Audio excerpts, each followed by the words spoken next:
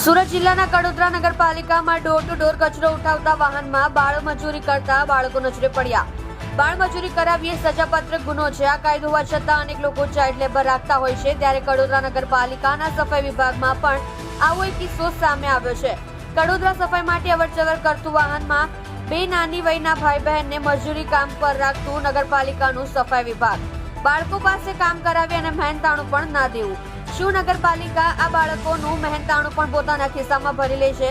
શું નગરપાલિકા શોષણ કરી રહી છે આ બાળકોનું?